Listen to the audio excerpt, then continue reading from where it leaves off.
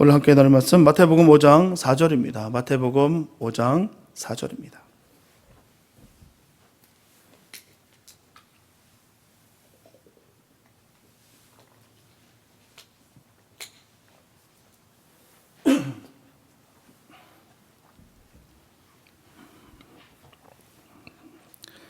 마태복음 5장 4절 말씀입니다. 주님의 귀한 말씀 우리 한 목소리로 함께 합독하시겠습니다. 시작.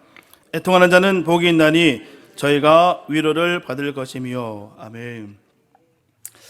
유진 피러슨 목사는 슬퍼하는 일에 대해서 이러한 이야기를 합니다. 흔히 이 세상의 가르침은 고통을 당할 때 가능한 한 빨리 잊어버리거나 아니면 대수롭지 않은 것으로 여기라고 가르칩니다. 이렇게 부인하고 회피하고자 하는 방법은 우리 문화가 상실의 아픔을 다루는 가장 전형적인 처방입니다. 이렇게 부인하고 회피하는 모습은 함께 결합하여 우리 문화의 영적인 건강을 사실상 완전히 파괴시켜 버렸습니다.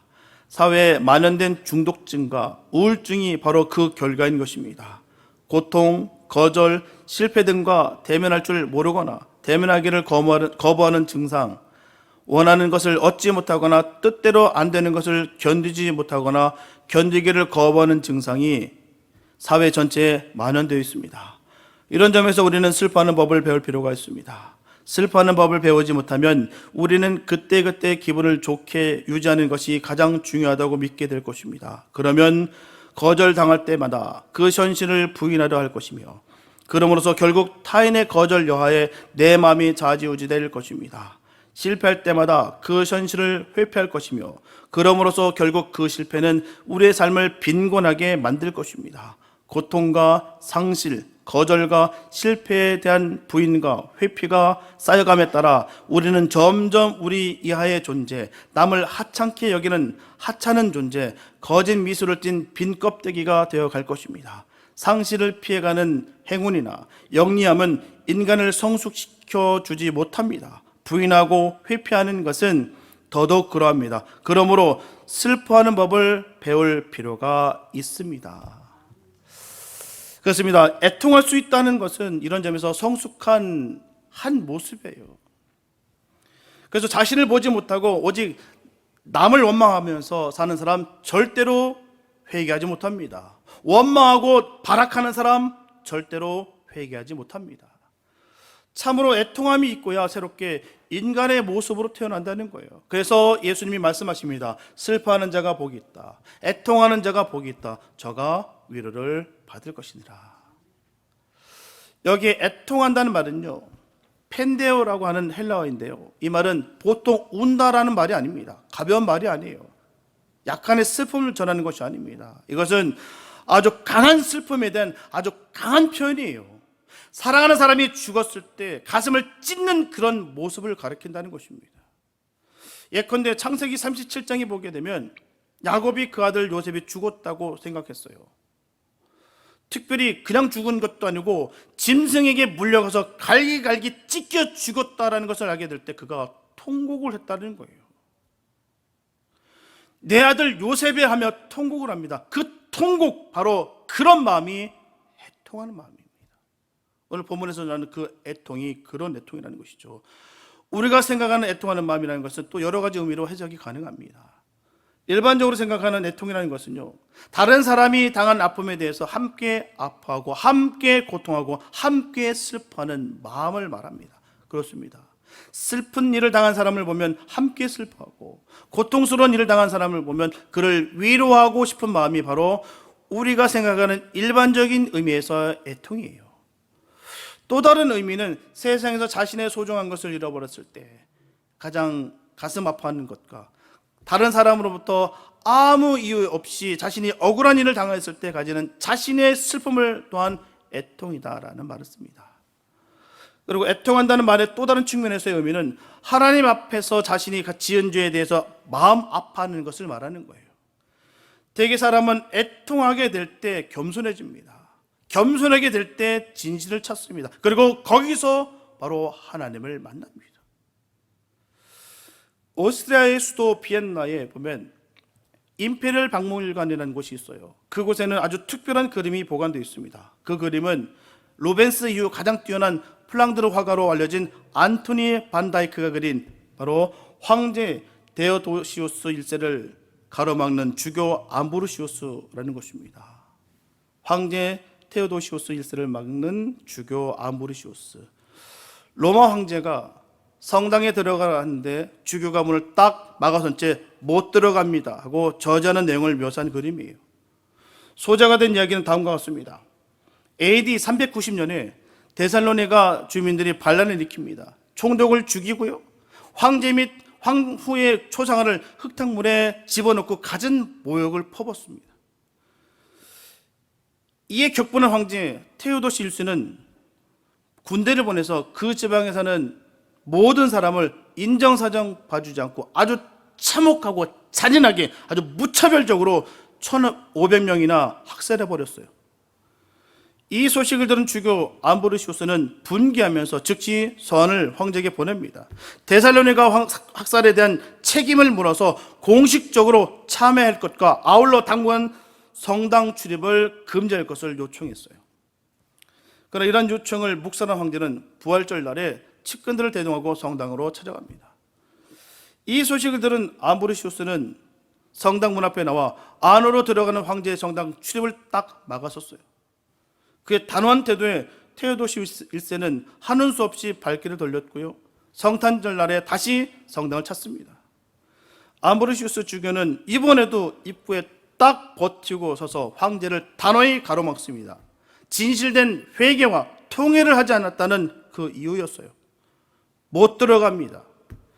암브로시우스 주교는 다시 한번 서슬이 시퍼렇게 선언합니다. 목숨을 건 암브로시우스의 이런 태도 앞에 황제는 얼떨결에 대꾸합니다. 성경에 보면 다윗도 죄인이었지 않습니까? 그러니까 자기에게도 이렇게까지 냉혹하게 대할 것은 없지 않느냐라는 뜻의 변명인 셈인 것이죠. 그러자 암브로시우스 주교는 다윗의 죄를 모방하시렵니까? 하고 황제의 말문을 막아버려요.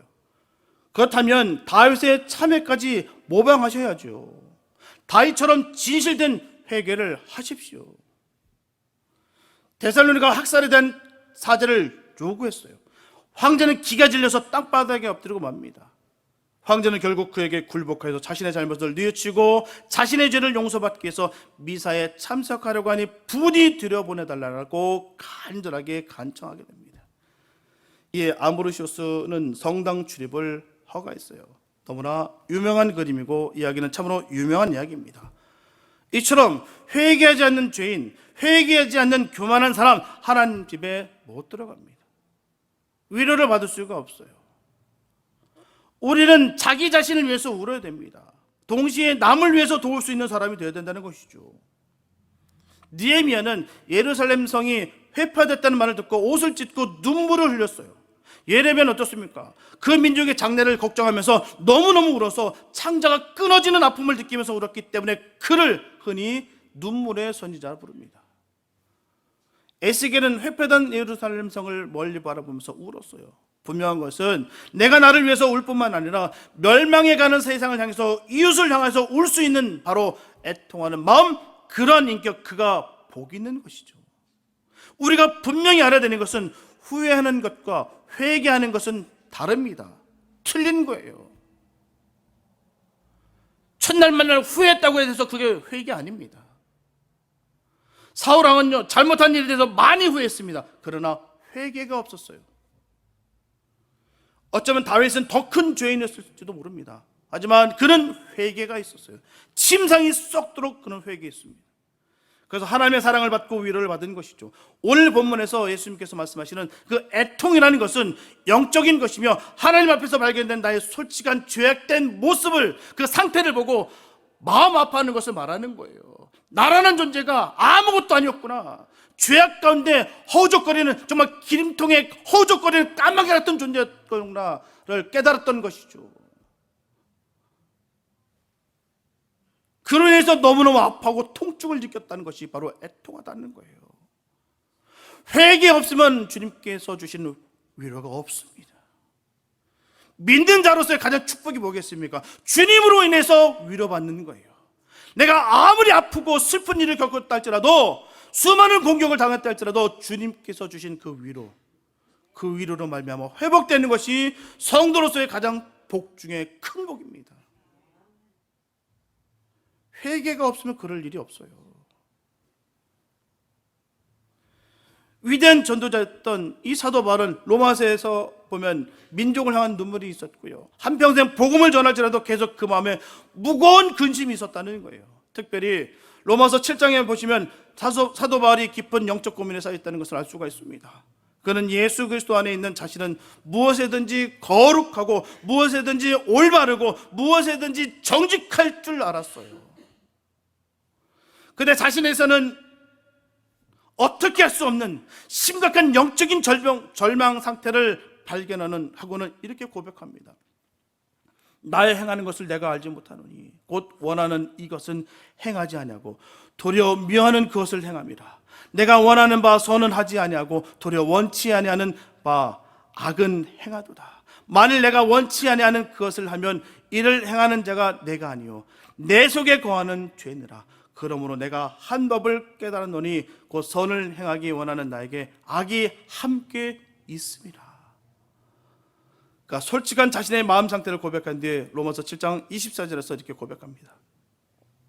오호라 나는 곤간 사람이로다.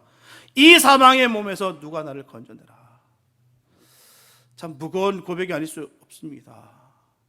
나를 바라보고 내 자신을 발견했을 때 그 시커먼 죄를 발견하면서 하나님, 이 사망의 몸에서 누가 끊을 수 있겠습니까? 라고 절규할 수 있는 사람이 바로 복된 믿음의 사람인 거예요.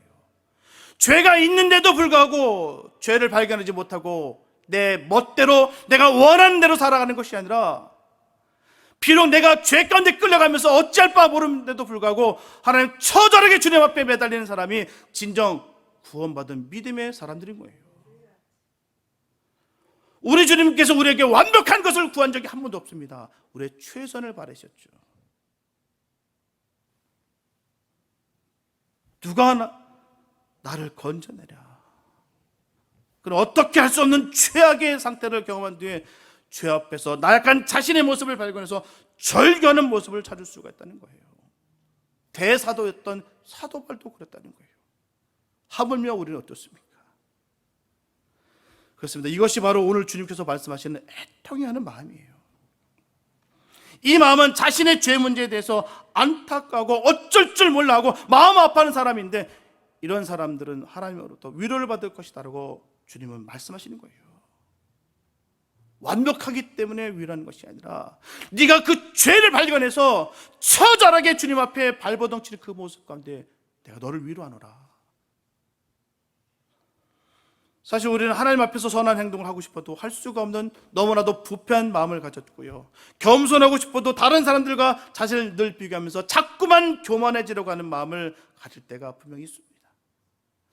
이렇게 올바르지 못한 마음이 하나님을 떠난 사람들의 본래적인 마음이에요. 그러나 주님께서는 이 산상보훈의 말씀을 통해서 예수 그리스도의 은혜에 붙잡혀 살아가는 사람들은 누구든지 이 말씀을 지킬 수가 있고 변화된 새로운 삶을 살아갈 수 있음을 가르쳐주고 있다는 것을 우리는 알아야 될 줄 믿습니다. 누구든지인 거예요. 나는 워낙 이렇게 태어났기 때문에 따라하냐, 정말 그것은 아닙니다. 우리 어머니에게서 태어나서부터 원래 거룩한 성품을 가진 것이 아니에요. 어느 누구도 거룩한 성품을 태어난 사람들은 없습니다. 하나님께서 진정으로 기뻐하시는 거룩한 성품은 예수 그리스도의 은혜 안에서만 가능한 것이고요, 하나님의 말씀으로 살아갈 때만 가능한 것인 줄 우리는 믿어야 될 줄 믿습니다. 그렇기 때문에 하나님의 말씀에 비추어서 자신의 영적인 상태를 늘 점검할 수 있는 사람은 언제나 애통하는 마음을 가진 사람들이는 거예요. 그 말씀을 부딪히면서 말씀이 튕겨서 나가는 것이 아니라 아무리 그 복음이 쓰달지라도 내 목구멍을 꿀떡 삼킬 수 있는 사람들이 바로 애통하는 사람이라는 거예요. 그 가치를 아는 사람이라는 것입니다. 때때로 우리가 만나는 사람들 가운데 어떤 사람들은 하나님의 말씀이 없어도 자신은 올바르게 잘 살아갈 수 있다고 말하는 사람도 있습니다. 그러나 로마서 3장 23절에 보게 되면 모든 사람이 죄를 범하였음에 하나님의 영광에 이르지 못하더니, 이 말씀은 모든 사람이 하나님 앞에서 죄를 지었기 때문에 하나님께 영광 돌리는 거룩한 성품으로 살아갈 수 없다라는 거예요. 그렇기 때문에 성경은 이런 사람들 향해서 죄의 싹은 사망이라고 결론지어 말씀하고 있습니다. 그렇습니다. 하나님 앞에서 자신의 죄와 허물과 잘못을 인정하고 예수 그리스도 안에서 새로운 삶의 인격을 가지는 사람들에게는 하나님의 풍성한 은혜가 주어지는 것을 발견할 수가 있습니다. 그런 사람들에게 하나님은 넘치는 은혜를 부어주시는 거예요. 죄를 발견하고 아파하는 그 삶의 모습 속에서 말입니다.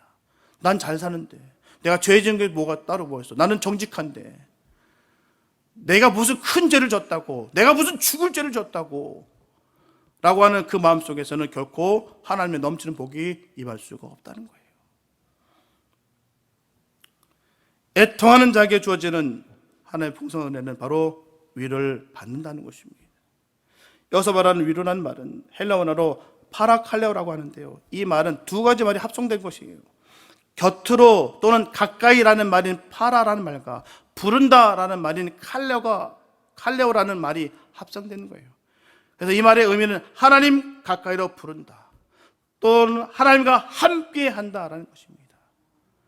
하나님과 함께 할 때, 함께해서 하나님께 불러주셨을 때 그 위로가 있는 거예요. 회개가 없는데, 참회가 없는데 주님 부르시지 않는다는 거예요. 그러나 주님께서 불러주셨을 때, 주님께서 가까이에 함께 하셨을 때 주님께서 주시는 그 위로가 있다는 것입니다. 그런 주님께서 주신 위로가 있게 되시길 예수의 이름으로 축복합니다. 그 영적인 체험하신 분들은 너무너무 잘 알아요. 세상에서 버림받은 것 같고 아무것도 아닌 존재 같은 나에게 주님께서 찾아주셔서 정말 그 모든 돌덩이같이 딱딱했던 아픈 모든 것들이 녹아내리는 것, 이게 주님께서 주신 위로입니다. 이 위로가 있게 되시기 바랍니다. 사람이 주는 위로는 순간적인 것이겠으나 주님께서 주시는 그 위로는 그 한량없는, 그 표현할 수 없는 넘치는 복된 은혜인 줄로 믿습니다. 이걸 받아 누리셔야 되는 거예요. 이게 복 있는 사람의 모습인 거예요. 왜요? 하나님이 가까이 했을 때, 하나님이 불러주셨을 때 그 위로를 받는 것입니다. 그러므로 애통하는 자가 받을 위로라는 것은 단순한 위로가 아니에요. 하나님의 나라가 주어지는 것입니다. 마지막 날에 하나님으로부터 주어지는 풍성한 상급을 의미하는 거예요. 그 복을 받게 되시기 축복합니다. 그리고 자신의 허물을 인정하고 자신의 죄로 인한 아픔을 하나님 앞에 온전히 고백하는 자들에게는 하나님의 크신 은혜와 은총이 주어진다는 것을 믿으시기 바랍니다. 사실 우리는 예수 그리스도 안에서 나 자신의 허물어진 모습을 발견하기 전에는 나 자신이 무엇인지 모릅니다. 최고인 줄 알고 그렇게 살아가요. 그러나 이제 주 안에서 나 자신의 솔직한 모습을 발견하고 나니까 나는 형편없는 사람이었고 너무나도 어리석은 사람이었다는 것을 발견하게 됐다는 거예요. 그래서 눈물 콧물을 흘리면서 회개가 터지는 거예요. 회개 없으면 구원 없습니다. 구원을 쉽게 만만하게 보지 마세요. 하나님의 자녀들에게만 얻어지는 권한입니다. 그래서 내가 성도로서 늘 당당할 수 있는 이유는 거기 있는 거예요. 하나님 자녀라는 것, 하나님 자녀이기 때문에 우리는 구원받았다는 것. 그래서 우리가 어딜 가도 주눅들지 않고 꿀리지 않는 이유가 거기 있는 거예요. 성도로서의 자존심이 거기 있는 것입니다. 내가 다른 것을 아무리 치장해도 내가 되지 않는 이 당당함, 성도이기 때문에 얻어지는 거예요. 아무리 멋진 곳에 있다도 내가 조금도 위축되지 않는 이유는 거기 있어요. 나는 하나님의 자녀이기 때문에. 그런 은혜가 있길 바랍니다. 그런 철저하게 나의 부족함과 나의 죄악된 것을 발견하고 주님 앞에 통절하며 회복을 간절히 구하는 그에게 하나님께서는 자녀다, 의롭다라고 우리에게 칭해 주시는 거예요.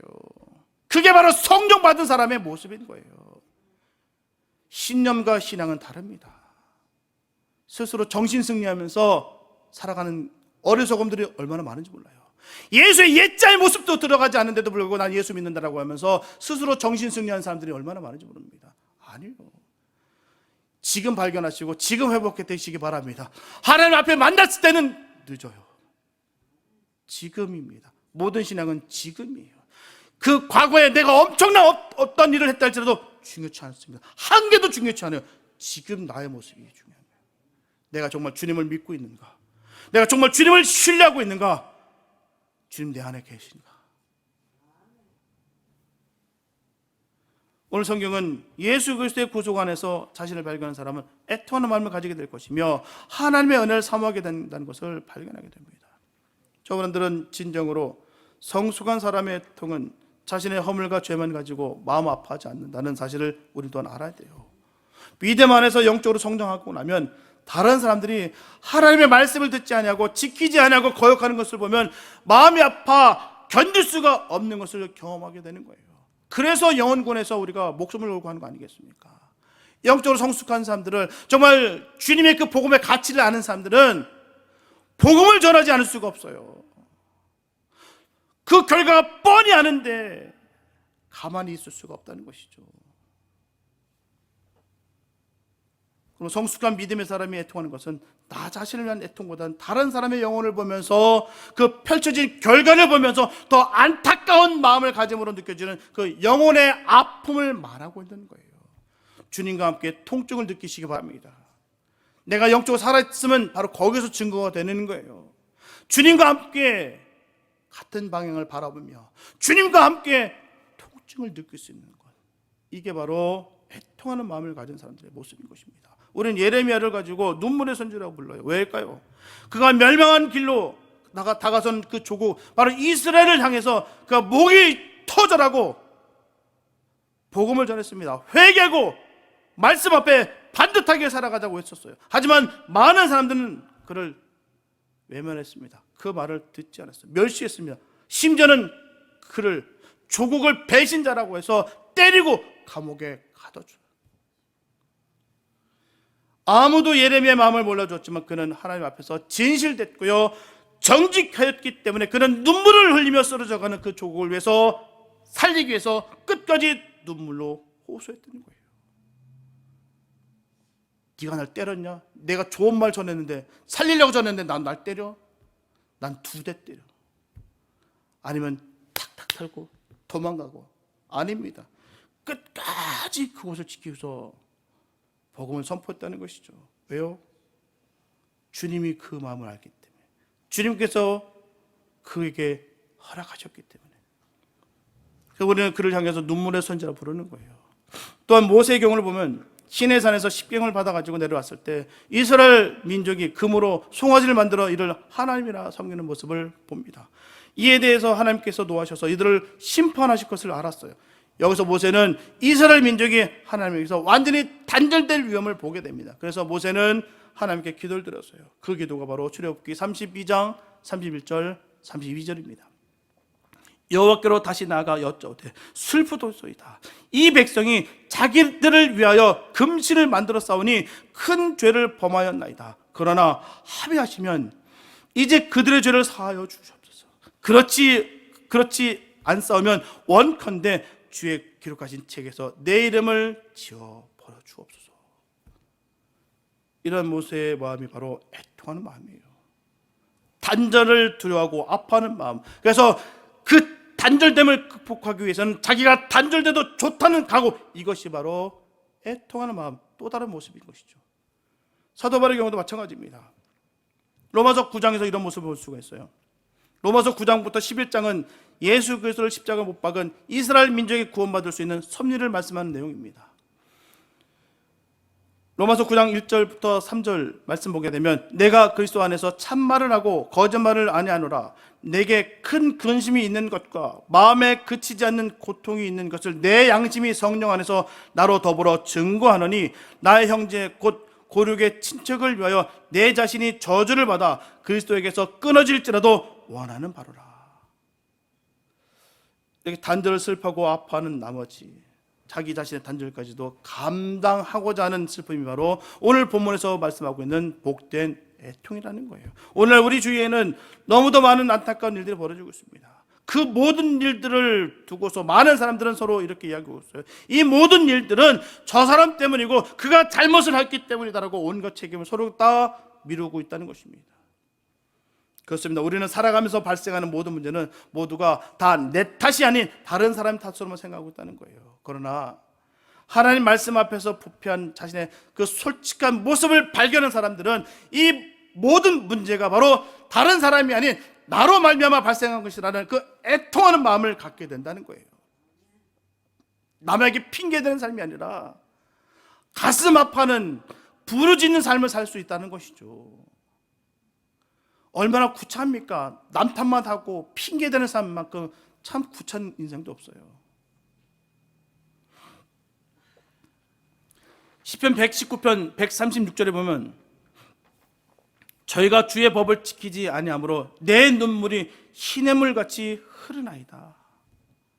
참 절절한 그 시편 기자의 마음을 읽을 수가 있습니다.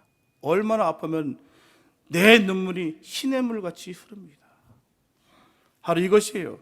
애통하는 마음의 의미를 알았던 사람들은 온갖 세상의 많은 문제를 보면서 내 눈에서 눈물을 쏟아내는 심정으로 그것을 안타깝게 생각하고 살아가는 거예요.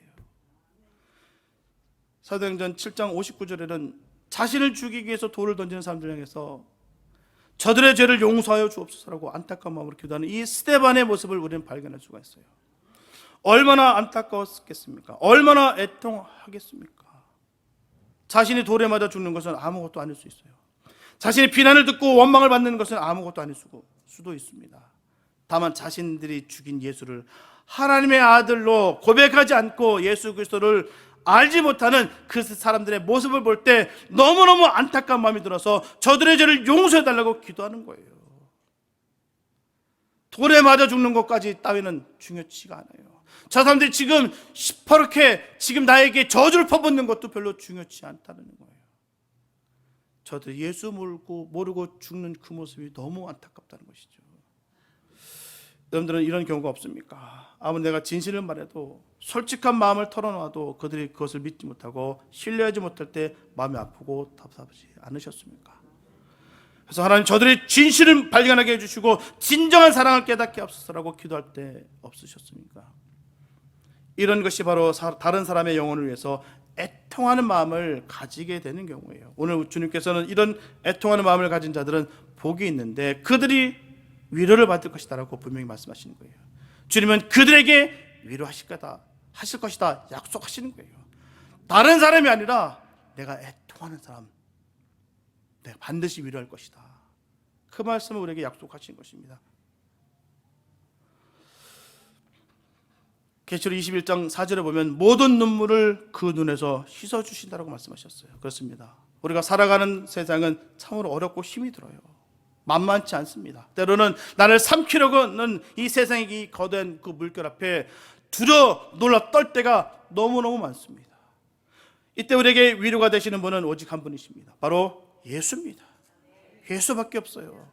예수님께 위로받으시기 바랍니다. 그분께 위로받는 것이 가장 복되는 거예요. 마태복음 14장 27절에 보게 되면 제자들이 갈릴리 바다를 건너가기 위해서 힘겹게 노를 젓고 있었어요. 자신들로서는 아무것도 해결할 수 없는 그 절망적인 상황에서 주님께서 다가오셔서 이렇게 말씀하십니다. 안심하라, 내니 두려워 말라. 안심하니 내니 두려워 말라. 세상에 이것보다 더 큰 위로는 없습니다. 믿음의 사람을 삼키려 하는 거대한 세상의 물결 앞에 우리가 절망과 두려움으로 가득 찬 우리에게 다가오셔서 주님께서 하신 말씀이 안심하라, 내니 두려워 말라. 이보다 더한 큰 위로가 없어요. 이런 위로받게 되시기 바랍니다. 주님이 우리에게 찾아오셔서 내니 두려워 말라, 안심하라. 이런 은혜가 있길 바랍니다. 어떤 상황에 있어도 안심하라, 내니 두려워 말라. 사랑하는 여러분, 우리는 바로 이런 위로부터 내리는 위로를 기다리며 살아간 사람들입니다. 자신의 죄에 대해서 마음 아파하고 하나님의 긍휼을 기다리는 모든 사람들에게 하나님의 그 크신 위로와 은혜가 늘 함께 하실 것입니다. 분명 애통하는 마음으로 우리 눈에서 눈물이 흘려지면 우리 교회가 바뀝니다. 그러면 가정이 살고 우리 모두가 살 수 있어요. 오늘부터 우리 모든 성도님들은 하나님의 거룩을 이루지 못한 그 사실 때문에 눈물을 흘렸으면 좋겠습니다. 그리고 작은 죄, 허물진 모습을 고백함으로 하나님으로부터 주어지는 사유의 은총을 경험하는 복된 저와는 다 되시기 바랍니다. 안심하라, 내니 두려워 마라. 늘 위로받는 역사가 있게 하십니다. 그래서 하나님의 은혜가 저와 여러분들과 늘 함께 하시기를 예수님의 이름으로 축원합니다. 기도합니다. 사랑해 주님 감사합니다. 아버지, 우리가 주님 때문에 안심합니다. 결코 두렵지 않습니다. 하나님, 주님으로 인해서 늘 위로받는 복 있는 삶이 되게 도와주시옵소서. 주님과 함께 영혼을 바라보면서 통증을 느낄 수 있는 애통하는 마음 있게 하여 주시옵소서. 하나님, 늘 주님을 닮아가며 나라는 존재를 다시 한번 새겨서 이 불쌍한 존재, 영혼이 멸망 가운데 있을 수밖에 없었던 그랬던 우리를 건져내셔 생명을 주시고 자녀 삼아 주신 것에 감사하며 믿음 지키며 승리의 삶을 살아갈 수 있는 복 있는 우리 모두가 되게 하여 주시옵소서. 안심하라, 그 주님의 음성을 듣는 복 있는 삶 되게 하여 주시옵소서. 주께서 늘 위로하시고 그 위로로 늘 승리의 삶을 살아가는 우리 모두가 될 것을 간절히 소망하며 우리를 구원하신 예수님의 이름으로 기도했습니다.